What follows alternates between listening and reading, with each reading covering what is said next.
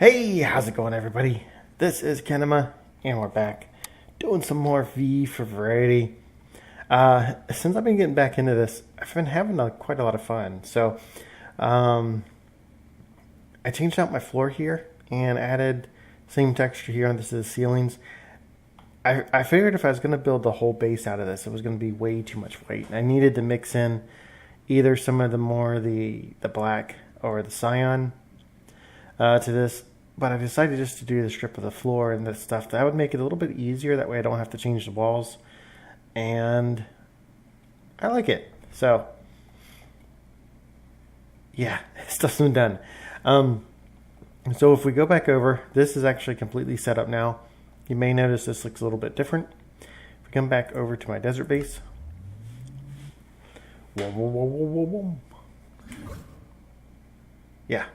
If we come back over here, quite a bit's gone. We got this, which this will be setting up probably next episode in the new area. We have water because I need some water. That still drains your water too, it looks like. I don't know. It's like they have the water effect on distance. So, like if you're working around the base or something, it doesn't drain that fast. But if you use the teleport things to try to travel long distances, the water drains quite a bit. So, this is pretty much broken. We can take all of it down. I have a new method, and that's what we're going to talk about today. It's already built, so it's already built, so unfortunately it's not something like that well, I'll just talk about it a little bit. We won't take too much time on it, even though this episode's about it. We have this going like that. Yeah, it looks fine.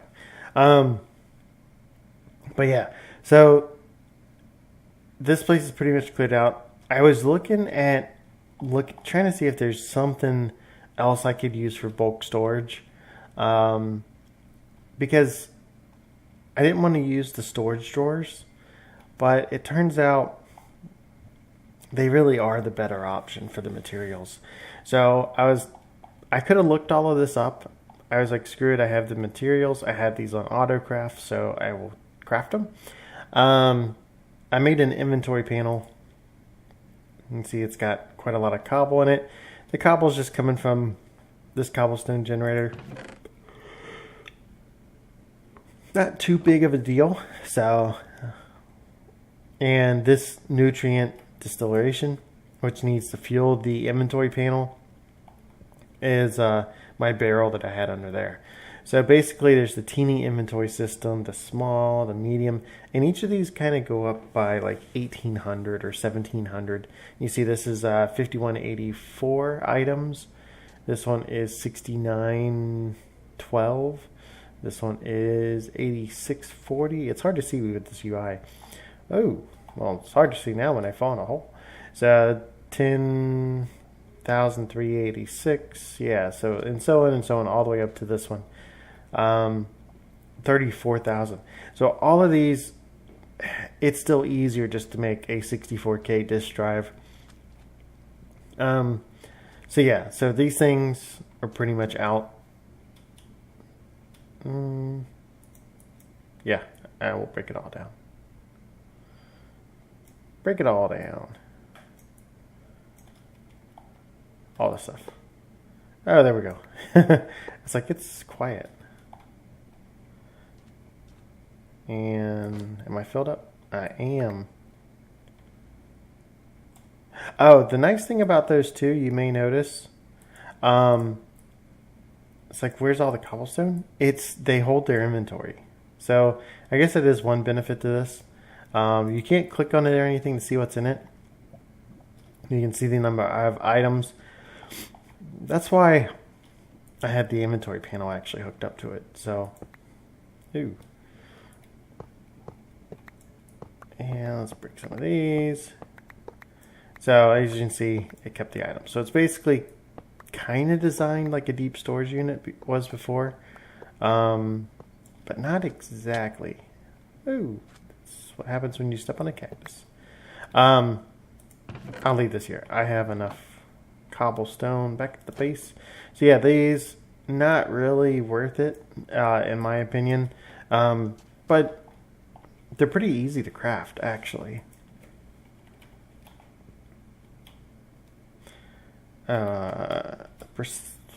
Ender IO. There's these things right here. So these plates, just standard iron. Takes a lot of iron for it. And of course this is dark steel, which is pretty easy. Obsidian. So some of this stuff it can be a little bit, I guess. This takes a little bit, and iron, the ender, electrical steel. For the most part, it's just a lot of iron. Not really that difficult to make, but the refined storage is definitely a little bit better. So the reason why I needed to bump up all my storage and do something is because I didn't want to have tons and tons of disk drives, even though that is better. So basically, because I hooked up a quantum query to replace what I did with actually additions. So I know Ikari went this way, Digi's going this way, and I decided I would set one up. So it's pretty cool. It does run off. This is just a capacitor bank. I've noticed these do this sometimes. Like, I don't know if I'm clicking on something, but I've noticed like I click on them and they reset the input output. I don't know if that's a bug or something. It never used to happen on other mod packs, but it's happening now. So there we go. Max output. Looks good. So this is powering this. Basically, there's the quantum query needs, which is this guy right here, needs these little actuators on each side. So you need to make 6 of those. You can see it's mining blocks mined, 523,000. If we look at extra utilities, that's where this thing is generated from. Here's this. Pretty easy if you have a nether star. So you have to kill a wither at least once for it and have gone to the end. So not bad at all. I'm sorry about it. It's been a long day. The actuator is pretty much the same. These end rods we can make just as long as you have the coarse fruit. Not too bad.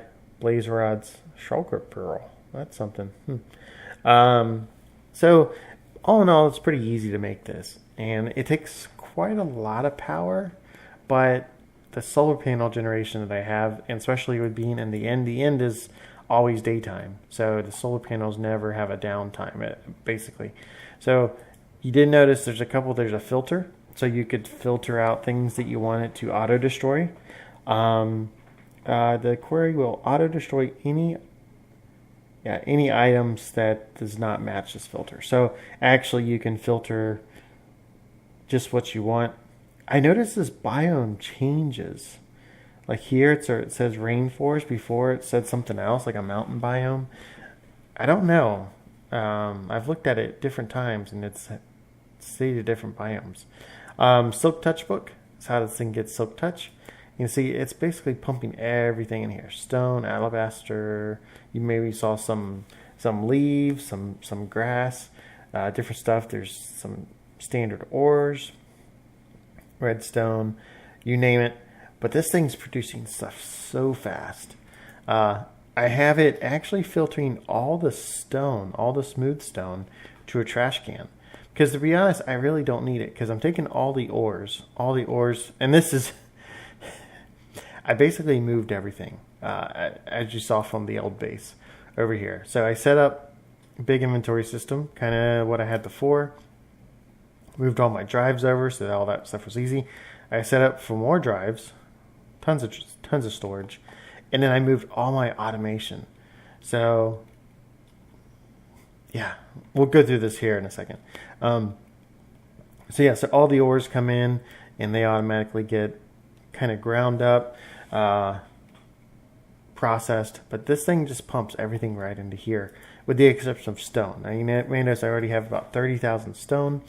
Don't know if there's something we can do with hardened stone, but cobble, I get cobble from running all of the different unprocessed ores, the silk touched ores, through the sag mill. So some of the stuff has a chance to generate, coal powder, and cobblestone. So I should get a little bit of cobblestone from this. You can see there's some redstone that's went through here. Some of the stuff goes through here pretty quick. And got all these filters exporting different ores to different things. So they're automatically ground down into dust or powder, depending on what it is it's grounding down. And then it's automatically processed. You see powder, dust, tin. Yeah. It is automatically processed and ran through these alloy smelters. So I do have other things set up over here. Basically, if I wanted to make, quartz glass, make, dark steel, if I want to make solarium, if I want to make different Ender IO things, each one will go to its own alloy smelter. So like, it really helps with the vibrant. Oh, that's pulsing. That's not. Here, like the energetic, it needs to make energetic for vibrant. So this can make the energetic one here, while then it can drop down to one of these and make the vibrant one somewhere. Maybe up here, probably up there. So yeah, so nope. It's one of those. There we go. So these may not get used enough, but it's mainly just to help with auto processing stuff. And then this, if there's anything that needs to break stuff down, like clay blocks into clay balls. I know what one clay block doesn't break down into clay balls, or one clay. It actually breaks down into like 2 or 3 sometimes. But I just did that so it could run. And it also has, I did one for coal dust or coal powder, even though I probably don't need it. I get tons of coal powder from grinding up coal ore in here. So, but this is auto crafting. Everything is flowing in here. Got my ender chest in there too. That's linked to this bag. That way I can throw things right into my inventory system. These guys on the side. Actually, let's talk about this down here first. So I did set up some auto crafting before in the old inventory to save space. Let's say I wanted iron or lead or gold, or I needed any of this stuff. Here's my iron. I was manually making it into blocks. So what I've done here is I went ahead and did recipes for iron, for gold, for this apatite stuff, copper, etc. Filled up these. Now this I do want to put on a lever, because I don't want, sometimes I need some of this raw ore. The problem with the way that I have this set up is if I kept this always running, if I uncrafted some of the ore back into ingots, it would just get sucked right back down into here. So if I don't need this running, I can just turn it off. This chest will back up, and then things up here will start filling up. We'll start doing bars again. So apparently aluminum I don't have set, and nickel I don't have set to down here. So things that I missed, and this has all of these little blocks. You see I got 2 more recipes there. Anything that I missed, I will probably go through and add to this one, which I haven't done anything yet at all. And that just, everything gets exported into this chest, funneled through here, basically using the in-out system. So you see here, it's going out, or exported from here on the green channel, going into these chests. Okay, oh yeah, that one's not set up. Going into these chests on the green channel, coming out on the blue, and then going into there on the blue. So you only have to have the one cable plugged into the back of these to get these things working. Works very well. So that's pretty much all of this. And then my little solderers I have set up here. I have this thing setting up different patterns, different blueprints, anything that I need for refined storage. This will do basically, and it's like that on the other side. I set up multiple just to help with processing, makes things process that much faster. And then of course I put all the speed upgrades in. All of these, even though not all this stuff's being used yet. And then down here, if I need to set something to be crafted, you can see actually I have quite a bit of things in here being crafted. We can go ahead and let's say if we wanted to start like 10 of these. That's what this middle one, the end one. So, and it's making those.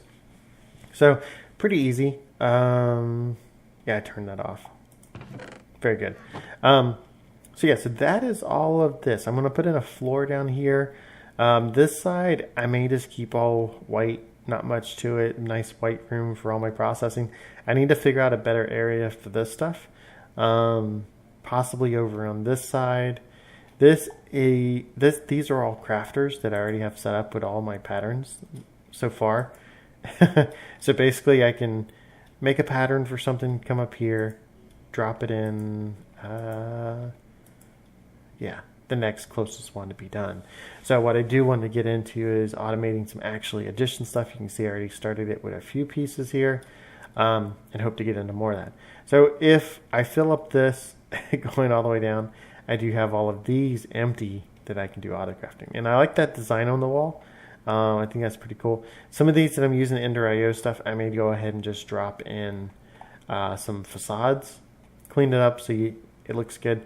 This is a block of black quartz, not too bad looking block, but yeah. So this thing's just rocking. I mean, it's even getting me wood. So depending on how much I need to use, I was going to put up a tree farm, but this thing, it's got a decent number. Then if I don't play for a few days, it will probably just keep running, keep adding up. Some of the stuff I have set limits, like dirt, cobblestone, regular stone, some of the black quartz, sand. I'm allowing a lot of it right here. Some of these things are voiding after the stack gets full. So once it fills up and it fills up the area in here, then it will just start voiding the rest of it. I'm not out to get like millions and millions of resources. I just want enough resources to build stuff. So that's how I see it. But yeah, so that's pretty much it. That's a quantum quarry. This is my base being moved, how I have it set up right now. Did a simple layout using the same design on these little branches. Come down here. This is the actually additions little altar thing that they have going on. This may change. Well, this will change. This I want to try to get all hooked up with. I want to try to get all of this actually hooked up with auto crafting, so I can just request like some empowered items. Yeah, like I can just request all of these empowered things, and then it will just drop everything on here. I gotta figure out about the empowerer. I know how to do the pedestals. That's the easy part. Yeah, that may be actually kind of easy too. I gotta think about that. That will be what we do probably next episode. We'll see. But I got all this laid out for different branches. I'm gonna have different branches off here, some of the magic mods off each side, and then this big hole here is going to drop down for the bottom storage. And then I have maintenance tunnels set up for wiring. That way I can run wire all the way to these other branches without it interfering with the top side. So its base is going to look a little rough as I continue to do my planning, but then I'll probably, as I'm starting to get things kind of sealed up, I'll probably start working on the design a little bit more, building up when the tunnels I can go ahead and just do. These things will be pretty easy. I may actually go ahead and just make different blueprints for each part. That way I don't have to keep like changing them. I don't know. That I'll have to think about that. But yeah, so that's going to do it for this episode. Hopefully you've enjoyed what I'm doing with the base so far. Definitely got a lot of work going into it and still has tons of work that needs to be done. But that's going to do it for this episode. This has been Kinama, and I'll talk to you later. Goodbye.